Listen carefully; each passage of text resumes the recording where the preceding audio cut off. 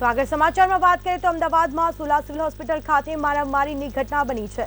તો દર્દીના સગા સાથે બાઉન્સરે મારામારી કરી, જેમાં દર્દીના સગાને માર મારતો વિડીયો વાયરલ થયો। ઇમરજન્સી વિભાગ બહાર મારામારીની ઘટના બની છે। તો અમદાવાદના સોલા સિવિલમાં મારામારીની ઘટના બની, દર્દીના સગા સાથે બાઉન્સરે મારામારી કરી અને જે બાદ કહી શકાય કે ઇમરજન્સી વિભાગ બહાર આ મારામારી કરી છે। આ વિડીયો પણ વાયરલ થયો છે।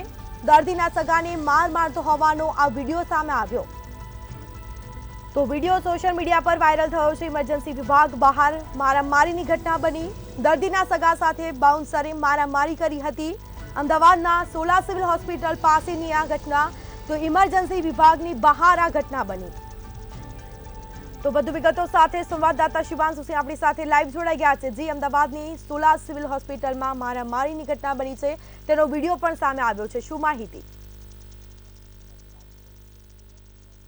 વિડીયો સામે આવ્યો હતો। વિડીયોની વાત કરીએ તો અમદાવાદ સિવિલ હોસ્પિટલ એટલે સોલા સિવિલ હોસ્પિટલ ખાતેથી જે વિડીયો સામે આવ્યો હતો તે બાઉન્સરો જે છે તે દર્દીના સગાવાળાઓને માર મારતા જોવા મળી રહ્યા છે। સાથે વાત કરીએ કે તો જે દાદાગીરી છે તે ખરેખર સામે આવી રહી છે, કારણ કે તાત્કાલિક સારવારને બહાર જે રીતે દર્દીના સગાવાળાઓ ઉપર 3 થી 4 બાઉન્સરો જે છે તે તેમને માર મારતા જોવા મળી રહ્યા છે। સાથે વાત કરવામાં આવે, આ પ્રથમ ઘટના નથી। અમદાવાદ સિવિલ હોસ્પિટલ હોય કે સોલા સિવિલ હોસ્પિટલ હોય, વારંવાર એ ઘટના જોવા મળતી હોય છે।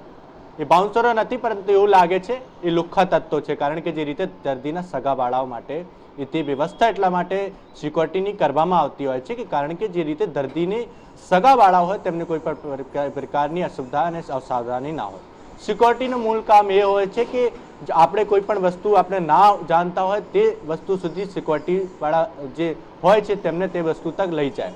સિક્યોરિટીનું કામ લોકોની મારામારીનું નથી હોતું, પરંતુ એજન્સી કેમ અને કઈ રીતે રાખે છે સૌથી મોટો સવાલ છે। બીજી બાજુ આપણે વાત કરીએ સિક્યોરિટીના કર્મચારીઓની, તો હવે જ્યારથી જે એક પરિપત્ર બહાર આવ્યો હતો તે પરિપત્રના માધ્યમથી જે સિક્યોરિટી ગાર્ડ હોય છે તેમને ટ્રેનિંગ લેવામાં આવે, પરંતુ તે એવા સિક્યોરિટી ગાર્ડો રાખવામાં આવ્યા છે કે તેમને ના તો કોઈ ટ્રેનિંગ છે, ના તો તેમના પાસે કોઈ લાયકાત છે। કહી શકાય કે જે રીતે પહેલાથી એક્સ આર્મી મેનની પણ જરૂરત હતી, એટલે એક્સ આર્મી મેન પણ રાખવામાં આવતા હતા, પરંતુ હવે એ એક્સ આર્મી મેન ના રાખીને હવે આ લુખ્ખા તત્વોને રાખવામાં આવતો હોય તેવું પણ કહી શકાય। કારણ કે જે રીતે મોડી રાત્રિની ઘટના છે, તમામ દર્દીના સગા જે રીતે તેમના વાતચીત કરતા હતા, કારણ કે કહી શકાય કે જે રીતે દર્દીના સગા અંદર જતા હતા, કારણ કે કોઈનું પેશન્ટ હોય તે પેશન્ટ જોવા માટે અંદર જતા હોય તો તાત્કાલિક સારવારમાં કોઈ શોખથી નથી આવતો। તેમના કોઈના કોઈ દર્દી અને સગાને પ્રોબ્લેમ હોય, ગંભીર બીમારીથી પીડાતા હોય કે તો એક્સિડેન્ટલ કેસ હોય, એના માટે આવતા હોય છે। એવા પરિવાર એક સરખેજથી આવ્યો હતો, તે પોતાના દર્દીને અંદર બતાવવા જઈ રહ્યા હતા, ત્યારે નાનકડી કઈ વાત ઉપર તકરાર થઈ। તે તકરારને લઈને બાઉન્સરોને ઉગ્ર રૂપ ધારણ કર્યો અને ત્યારે તેમના સગાવાળા સાથે મારપીટ કરી। કહી શકાય કે એ પ્રથમ ઘટના નથી। આ રીતના લુખ્ખા તત્વ ઉપર ક્યારે બેફામ બન્યા છે અને સાથે ક્યારે કાર્યવાહી થશે તે પણ જોવાનું રહે, કારણ કે લુખ્ખા તત્વ એટલા માટે કહી રહ્યા છે પ્રથમ ઘટના નથી। અમદાવાદ સિવિલ હોસ્પિટલ હોય કે સોલા સિવિલ હોસ્પિટલ, વારંવાર દાદાગીરી સામે આવી રહી છે। ખાસ તौर पे તેમના અધિકારી સાથે વાત કરવાના પ્રયાસ કરી રહ્યા છે, સાથે તેમના ઉપર શું કાર્યવાહી થશે તે પણ જોવાનું રહે। હાલ તો સોલા પોલીસ સ્ટેશન મથકે તમે ફરિયાદ પણ આપી છે અને આગામી દિવસોમાં કઈ રીતની કાર્યવાહી થશે તે પણ જોવાનું રહે। કહી શકાય કે સોલા સિવિલ હોસ્પિટલના કોઈ અધિકારીઓ દ્વારા કોઈ કાર્યવાહી કરવામાં આવી છે કે કેમ? કારણ કે દર્દીના સગા સાથે બાઉન્સરે મારામારી કરી છે, તો હાલ પોલીસ ફરિયાદ કરવામાં આવી અને પોલીસે તપાસ હાથ ધરી છે કે કેમ?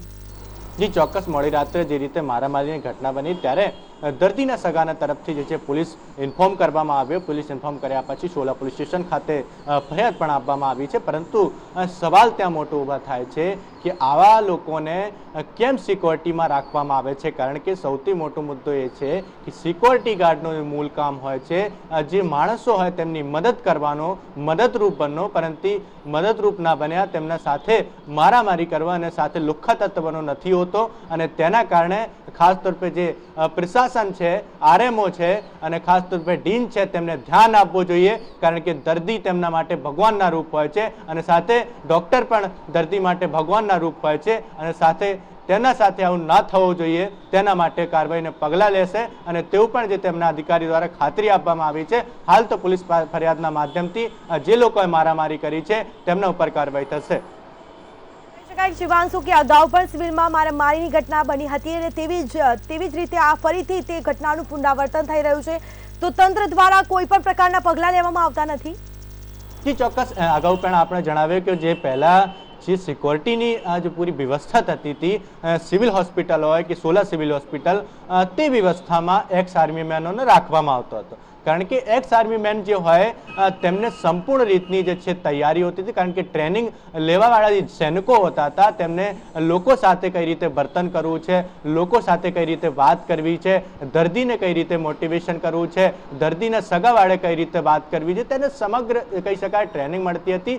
અત્યારના જે સિક્યોરિટી ગાર્ડ રાખવામાં આવ્યા છે તેમને ના તો કોઈ ટ્રેનિંગ છે, ના તો કોઈ લાયકાત છે, વગર લાયકાતના સિક્યોરિટી ગાર્ડો રાખવામાં આવ્યા છે અને તેના કારણે જે સંપૂર્ણ જે ઘટના જે સર્જાતી હોય છે, ખાસ તौर पे આપણે વાત કરીએ તો સરકારી હોસ્પિટલોમાં આ સમસ્યા છે ખૂબ જ વધી રહી છે અને ખાસ તौर पे સોલા સિવિલ હોસ્પિટલ જે કહી શકાય હાઈકોર્ટના બાજુમાં સિવિલ હોસ્પિટલ છે અને સાથે કહી શકાય આ રીતની ઘટના વારંવાર ઘટતી હોય છે કે હાઈકોર્ટ બીજી બાજુ બીજી ઘટના એક સોલા સિવિલ સાથે સાથે એક અસરબા સિવિલની પણ આ રીતની ઘટના સામે આવી હતી કે ટ્રોમા સેન્ટરની અંદર જે છે તમામ સિક્યોરિટી ગાર્ડોને મળીને જે છે એક દર્દીના સગાવાળે માર માર્યો હતો અને ત્યારબાદ સાહિબા પોલીસ સ્ટેશન મથકે પણ ફરિયાદ નોંધાઈ. તે જ રીતની ઘટના પુનરાવર્તન થયો હોય અને હાલ પુનરાવર્તનને માધ્યમથી કહી શકાય કે જે રીતે ઘટના ઘટી છે તે સરખેજના એક પરિવાર સાથે ઘટના સામે આવી છે અને વિડીયોમાં સાફ દેખાઈ રહ્યો છે કે જે રીતે તેમના દર્દીના સગા સાથે 3 થી 4 બાઉન્સરો જે છે તે મારામારી કરી રહ્યા છે અને મારામારી કરતા સાથે સાથે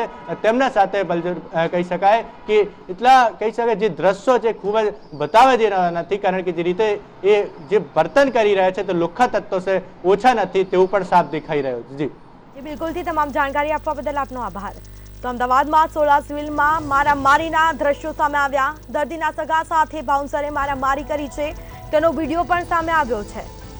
તો મેં આપને આ વિડીયો બતાવી રહ્યા છું. ઇમરજન્સી વિભાગની બહાર આ મારામારીની ઘટના બની હતી. તો દર્દીના સગા સાથે મારામારીની ઘટના બની છે, બાઉન્સરે મારામારી કરી છે.